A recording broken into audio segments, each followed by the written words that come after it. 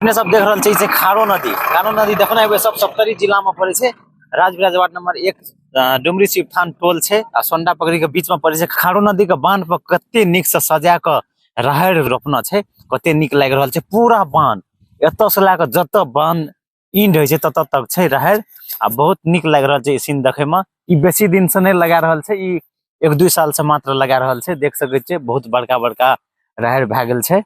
तो एना देख सके छियै बांध के नीचा में चौरी छै, तो एकटा खोपड़ी मात्र नजर आबे छै। पूरा चौरी में ट्रक बस तो सब कुछ जा सके छै। अखन बांध ई पूरा निक छै, ट्रक जाय छै, मैजिक जाय छै, एकदम निक सीधा डायरेक्ट तोपा का रोड जे छै, तोपा वाला रोड में ई मिलल छै।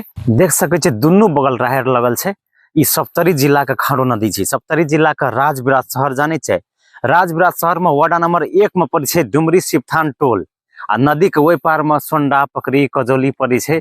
आसपास में कदमोह पड़े छै, तोपा पड़े छै, तकर बीच में खारो नदी छै। सब जानते हेबे ई खारो नदी के बारे में। जे जिला से बाहर से देख रहल छै उ नहियो जान सकते हेबे जे कत छै। तो देख सके छै जे एतुका दृश्य केहन छै, खारो नदी के बांध के दृश्य केहन छै, कते शानदार दृश्य देख सके छै। दुनू बगल राहड़ लगेना छै। खारो नदी के नजारा केहन छै, बहुत बड़का पेट छै खारो नदी का।